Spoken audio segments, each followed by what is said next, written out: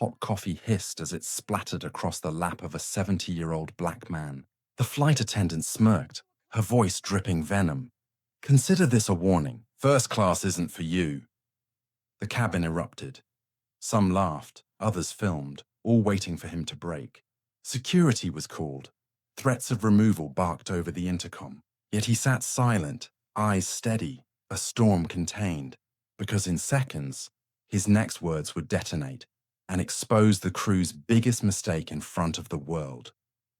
Skylark Airways flight, SL-318, settled into its pre-departure rhythm. Linen napkins, clipped smiles, until a sentence cut the aisle like a blade. "First class isn't for people like you." The flight attendant, Lena Hart, lifted the coffee pot higher, then tipped it. Heat darkened the lap of a 70-year-old black man, swallowing the corner of a folder at his knee. He didn't jump. He set one napkin over the spill as if containing a fire. "Accident," Lena announced, pitching her voice for an audience. "He startled me. He hadn't moved." He looked up. "My boarding pass is 1A. Senior attendant Victor Cho arrived, tone smooth and hard. "Sir, we can relocate you to coach while we sort this out." His eyes scanned the stain, the shoes, the briefcase.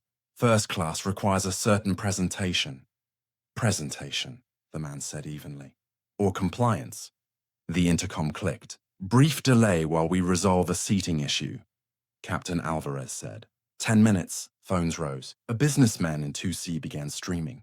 A teenager angled her camera over the headrest. Across the aisle, a woman mouthed, "Don't move." Gate supervisor Amaya Reed opened the curtain with a clipboard and a look built for denial. "Sir, step to the door so we can verify your documents." "My documents are in the system," he replied. "Scan the code."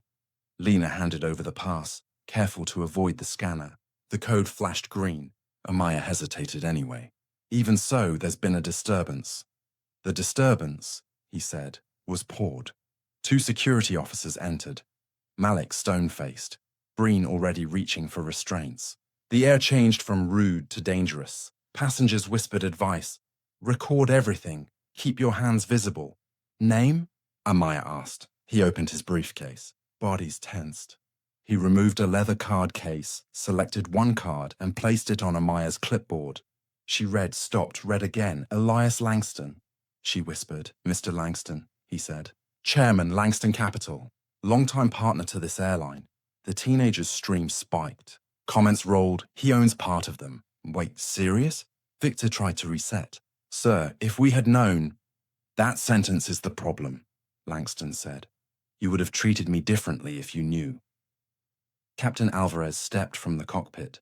"Mr. Langston, our apologies. We'll handle this privately." "Privacy ended with the coffee," Langston replied. He raised his phone. A single tile read "Archive." He didn't press it. "Not yet." Lena folded her arms. "Anyone can print a fancy card." He obstructed service and raised his voice. A woman in 3A stood halfway. "No, he didn't. I recorded it." Heads nodded as confidence found company. Langston spoke so the cabin could hear. "Scan my corporate credentials. Then pull the service cart camera above 1A. He pointed to the small lens tucked beneath the bin hinge. "It sees what you pretended not to." Amaya radioed maintenance. A technician patched the feed to the galley screen. Grainy footage rolled, Lena's pot pausing, tilting, the stream starting before any movement from the seat. Silence settled, not empty, waited. Security lowered their hands.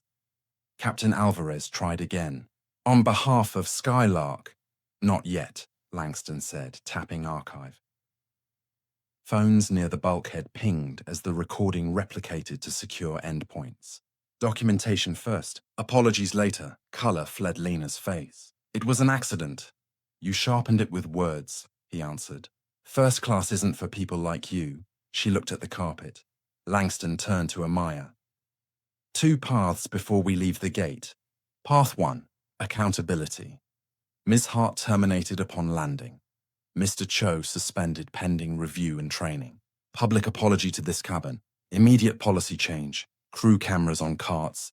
Incident footage preserved automatically. A dignity fund, 10 million. administered by outside partners to support travelers harmed by staff misconduct.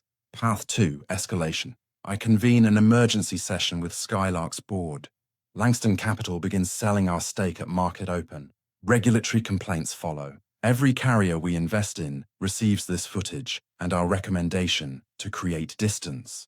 The teenager whispered to her stream. He's not bluffing. Captain Alvarez measured flight plans against careers. Ms. Reed, Amaya swallowed. We choose accountability. Lena exhaled as if the word might save her. Langston shook his head.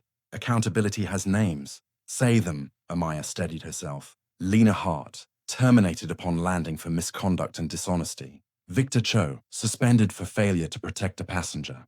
She faced the aisle. Skylark apologizes to Mr. Langston and to all of you who witnessed a failure of our values. Langston nodded once.